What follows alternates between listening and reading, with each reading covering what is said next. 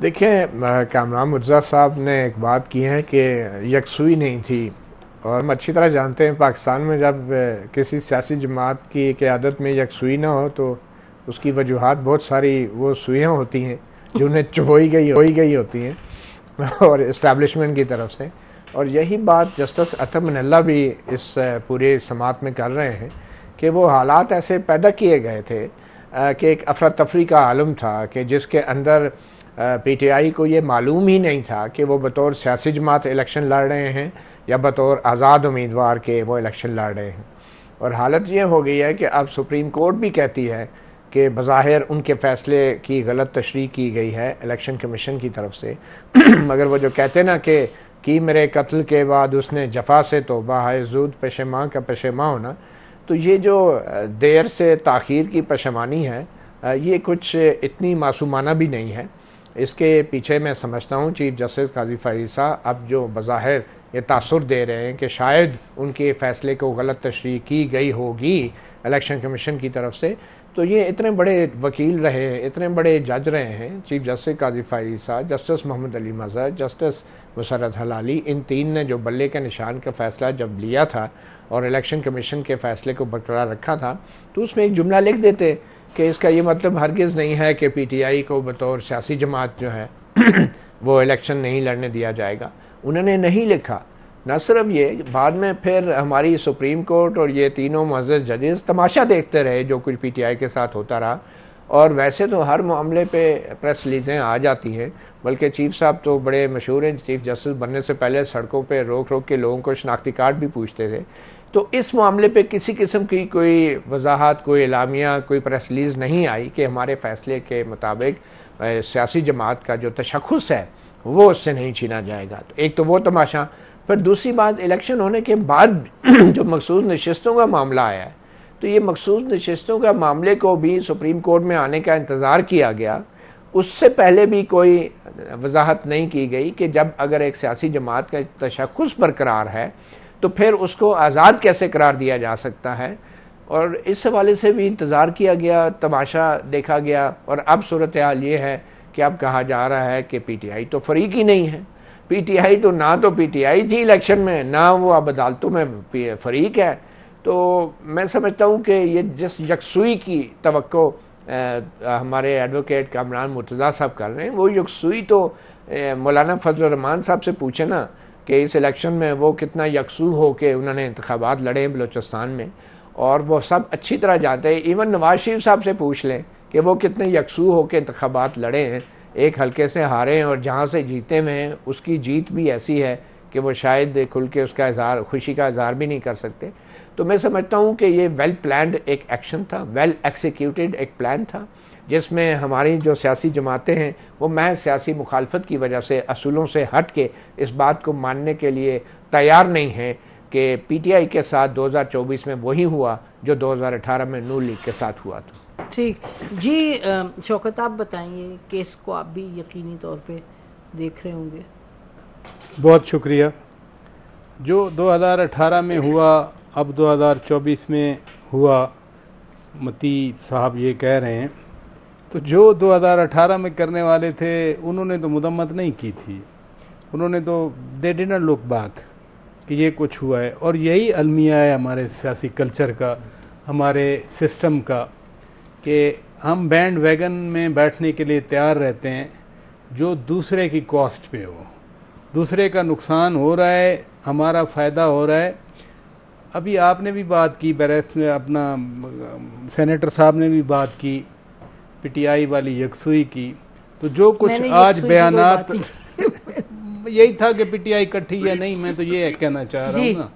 बात ये है कि आजकल जो बयानात आ रहे हैं पीटीआई के अपने, तो क्या ये आज ही का मसला है या इनका पहले भी मसला है? जिस केस की बात हुई, बल्ले वाला केस तो था नहीं, केस तो था कि पीटीआई के इलेक्शन जो इंट्रा पार्टी इलेक्शन हैं वो सही हैं या गलत हैं, मसला तो उधर से शुरू हुआ। और अगर पॉलिटिकल पार्टीज ऑर्डर 2002 आप वो सामने रख लें और इलेक्शन एक्ट 2017 वाले वो जो सेक्शन है 104 या जो भी हैं उनको सामने रख लें, तो फिर तो वो तो फैसला ठीक था कि जो पार्टी इलेक्शन नहीं करवाएगी वो पार्टी इलेक्शन में बतौर सियासी जमात हिस्सा नहीं लेगी।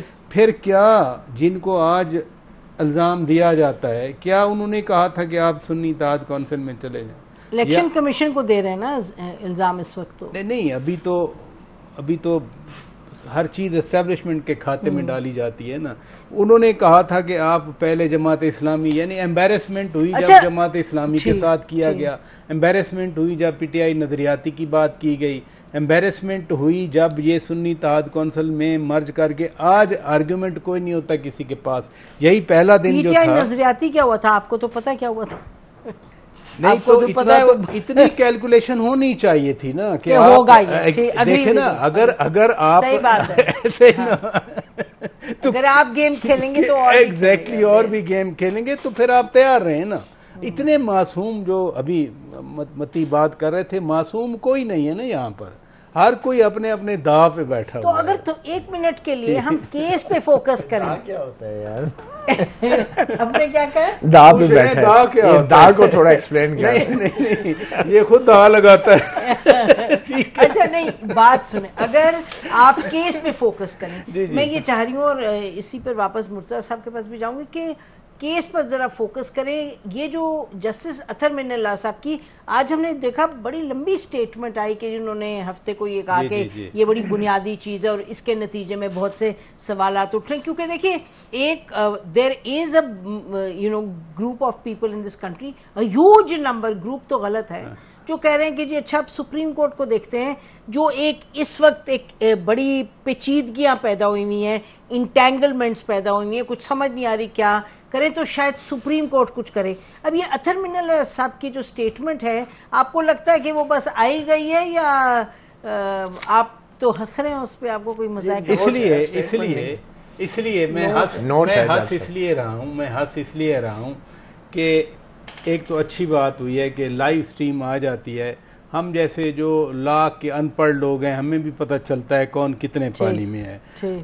जज के हमेशा कलम बोला करते हैं, ये एक ऑर्थोडॉक्स प्रिंसिपल है, लेकिन आखिर क्यों है कि जज कोई इन पर्टिकुलर इन दैट केस जब वो बोल रहे होते हैं तो एक सियासी जमात उनको सर पे उठा के बैठ जाती है कि हाँ हमारा पर्सपेक्टिव आ रहा है। वो कानून बोल रहा होता है या कोई सिंपैथी बोल रही होती है। दूसरी बात ये है कि आप कह रहे हैं जिससे अतर मिन्नल्लाह साहब बोल रहे हैं या वो सिंपैथी बोल रही है ना। ये तो हर चीज इन्फ्लुएंस्ड है ना, या हर चीज इन्फ्लुएंस्ड है इसलिए कि हमने ये बात करनी है ताकि ये कॉन्स्टिट्यूएंसी खुश रहे। चीफ जस्टिस ऑफ पाकिस्तान कह रहे हैं कि जो आइन में लिखा हुआ है मैंने उस पे जाना है, लेकिन चीफ जस्टिस के मुकाबले में जो बात की जाती है वो पूरी पॉलिटिकल तकरीर होती है। वो सारी मसलन ये वाडा साहब वाला केस उसी का नोट है ना, ये सारा है हुआ, उसमें एक सवाल का अभी तक जवाब नहीं आया। कह दिया कल के जी मैं तो नो कॉन्फिडेंस के इसके तौहीन अदालत वाले हक में नहीं था। वाडा साहब पूछ रहे थे कि आपने मेरे ऊपर इल्ज़ाम लगाया प्रॉक्सी कहने का, उसको तो प्रूव करें। जो पगड़ियाँ उछालने वाली वाडा साहब ने बात की, बेसिकली वो प्रेस कॉन्फ्रेंस से एक रात पहले मेरे शो में बात की थी कि हमारी को पगड़ियाँ उछालेगा तो फिर हम फुटबॉल का जो भी था फुटबॉल बना देंगे। वो आपने कहा तो सही ना ये लफ्ज़। अब आपको ज़रूरत क्या है ये जो नोट कह रहे हैं नोट देने की कि हम तो तौहीन अदालत के हक में नहीं थे। चीफ कह रहे हैं मेरे एक साथी ने बात की थी तो मैंने कहा कहीं जो है ना वो, मैं कहना ये चाह रहा हूँ कि इट्स अ सुप्रीम कोर्ट, ये कोई डिबेटिंग क्लब नहीं है। सुप्रीम कोर्ट, हमने चीफ जस्टिस जॉन मार्शल के किस्से भी पढ़े हैं अमेरिकन हिस्ट्री में, कैसे कैसे स्टेचोर के, पाकिस्तान के अंदर भी ऐसा रहा है। लेकिन अनफॉर्चुनेटली अभी जो इस तरह की बातें आ रही हैं, बड़ा अजीब सा दुख होता है कि ये जो पिंग पोंग क्यों हो रहा है। एक सेनेटर हैं, आपने एक दिन पहले कहा मुस्तफ़ा कमाल साहब की माफ़ी मुस्तरद होती है, फ़ौरन वाडा साहब को आपने टाइम दे दिया। क्यों भाई? या तो उनकी माफ़ी उसी वक्त आप कबूल करें ना। जब इधर से माफ़ी दूसरे साहब की आई, आपने हफ्ता 10 दिन कबूल किया। जैसे हमारी पिछले अरसे में भी अदालतें कहती रहीं कि अच्छा आप चले हुए हैं तो चले, हम बैठे हैं आपको सुन के जाएंगे। क्या एक आम पाकिस्तानी के लिए ये रवैया होता है अदालतों का? क्या आम साइल जो है वो तो 4-4 दिन अगर ये सारा दिन टिकर चल रहे होंगे तो जो मसाइल हैं, लोगों के मसाइल हैं, उनको तो कोई पूछता नहीं है। हमारा सिर्फ ये कंसर्न है।